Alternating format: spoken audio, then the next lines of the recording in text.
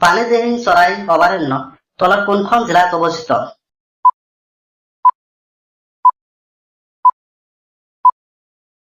ইয়াত থকা অপচন কেইটাৰ ভিতৰত শুদ্ধ উত্তৰটো হ'ব খ শিৱসাগৰ।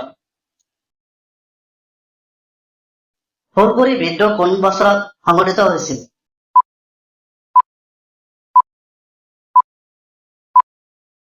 ইয়াত থকা অপচন চাৰিটাৰ ভিতৰত শুদ্ধ উত্তৰটো হ'ব খ 1861 চনত।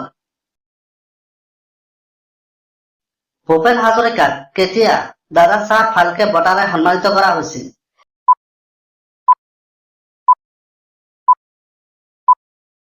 ইয়াত থকা অপচন চাৰিটাৰ ভিতৰত শুদ্ধ উত্তৰটো হ'ব খ 1992 চনত। ইংৰাজৰ বিৰুদ্ধে প্ৰথম কৃষক বিদ্ৰোহ নামেৰে জনাজাত আছিল।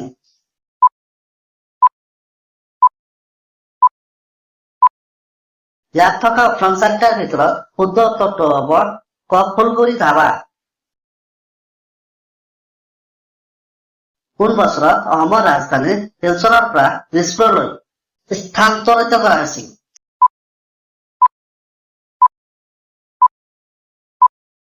ইয়াত থকা অপচন চাৰিটাৰ ভিতৰত শুদ্ধ উত্তৰটো হ'ব গ 1973 চনত। অসমৰ কোনখন বন্যপ্ৰাণী অভয়াৰণ্যই সোণালী বান্দৰ পোৱা যায়?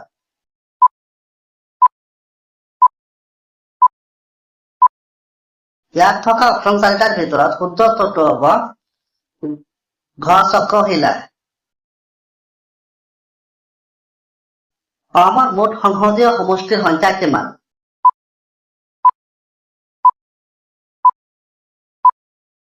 ইয়াত থকা অপচন চাৰিটাৰ ভিতৰত শুদ্ধ উত্তৰটো হ'ব খ 14খন। ইণ্ডিয়া এগেইনষ্ট ইটছেল্ফ নামৰ গ্ৰন্থখনৰ লেখক কোন আছিল?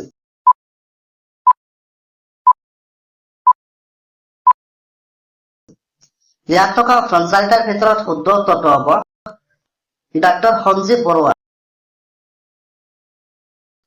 তলত কোনজন ৰজাৰ ৰাজত্ব কালত জয়সাগৰ ডেম খনন কৰা হৈছিল?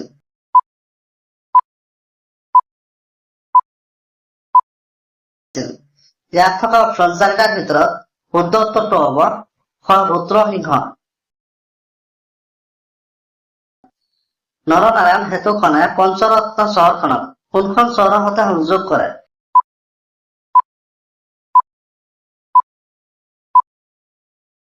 ইয়াত থকা অপচন চাৰিটাৰ ভিতৰত শুদ্ধ উত্তৰটো হ'ব ঘ যোগীঘোপা।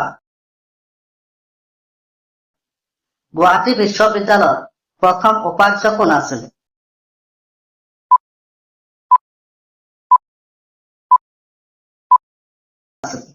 ইয়াত থকা অপচন চাৰিটাৰ ভিতৰত শুদ্ধ উত্তৰটো হ'ব কৃষ্ণকান্ত সন্দিকৈ। অসমৰ আহোম ৰাজ্যৰ শেষ ৰজা জন কোন?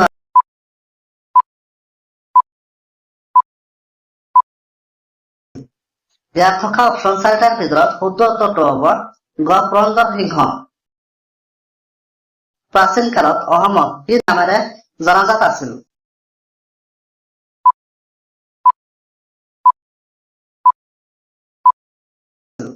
ইয়াত থকা অপচন চাৰিটাৰ ভিতৰত শুদ্ধ উত্তৰটো হ'ব গ প্ৰাগজ্যোতিষপুৰ। প্ৰথম অসমীয়া আঁচনিত অৰুণোদয় কোন বছৰত প্ৰকাশ পাইছিল?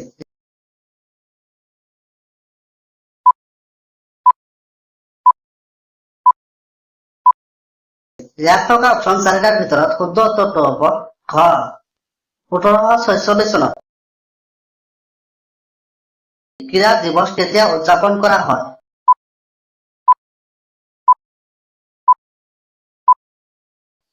ইয়াত থকা অপচন চাৰিটাৰ ভিতৰত শুদ্ধ উত্তৰটো হ'ব ঘ 3 ছেপ্টেম্বৰ। লক্ষ্মীনাথ বেজবৰুৱাক অসম সাহিত্য সভাই কোন বছৰত ৰসৰাজৰে সন্মানিত কৰা হৈছিল?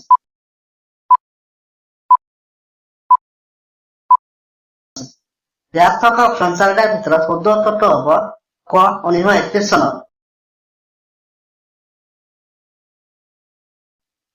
শৰাইঘাটৰ যুদ্ধ আহোম আৰু মোগলৰ মাজত কোন বছৰত সংঘটিত হৈছিল?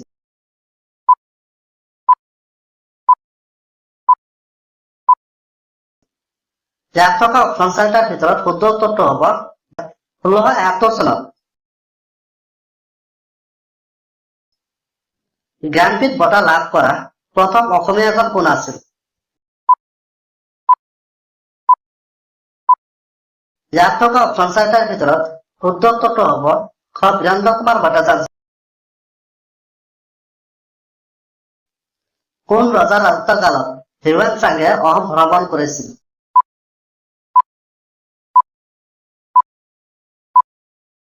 ইয়াত থকা অপচন চাৰিটাৰ ভিতৰত শুদ্ধ উত্তৰটো হ'ব গ ভাস্কৰ বৰ্মন। ভোগেশ্বৰ বৰুৱাই কেতিয়া এছিয়ান গেমত সোণৰ পদক লাভ কৰিছিল?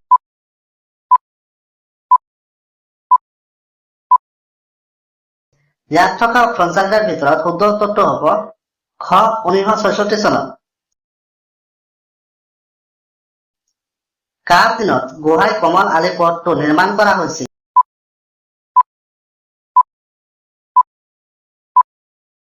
ইয়াত থকা অপচন চাৰিটাৰ ভিতৰত শুদ্ধ উত্তৰটো হ'ব ক নৰনাৰায়ণ। ভাৰতৰ ভূখণ্ডৰ কিমান শতাংশ অসম ৰাজ্যই সামৰি লৈছে?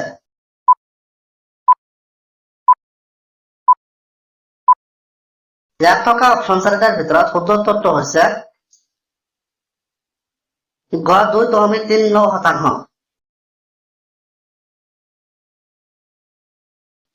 শৰাইঘাটৰ যুদ্ধ কোন বছৰত আহোম আৰু মোগলৰ মাজত হৈছিল?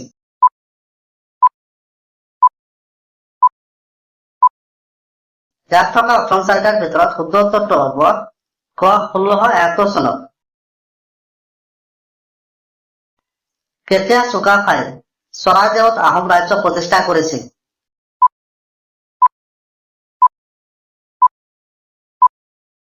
ইয়াত থকা অপচন চাৰিটাৰ ভিতৰত শুদ্ধ উত্তৰটো হ'ব ক 1252 চনত।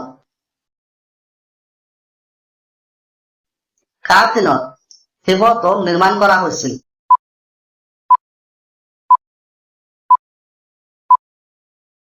ইয়াত থকা অপচন চাৰিটাৰ ভিতৰত শুদ্ধ উত্তৰটো হ'ব ঘ শিৱাসিংহ। অসমৰ প্ৰথম মুখ্যমন্ত্ৰী কোন আছিল?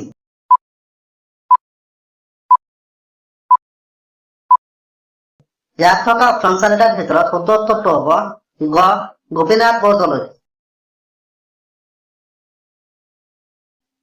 অসম প্ৰদেশ কংগ্ৰেছ কমিটি কেতিয়া গঠন কৰা হৈছিল?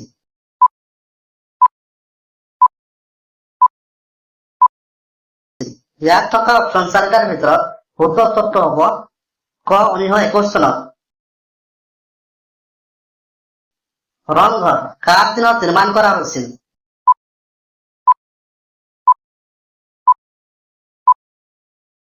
ইয়াত থকা অপচন চাৰিটাৰ ভিতৰত শুদ্ধ উত্তৰটো হ'ব গ প্ৰমত্ত সিংহ। ব্ৰহ্মপুত্ৰ নদীৰ ওপৰত মুঠ দলংগৰ সংখ্যা কিমান?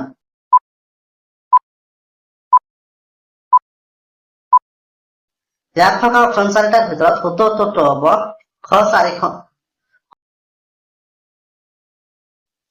তিয়াংগাবু সন্ধি তলৰ কোনজন ৰজাৰ সৈতে স্বাক্ষৰিত হৈছিল?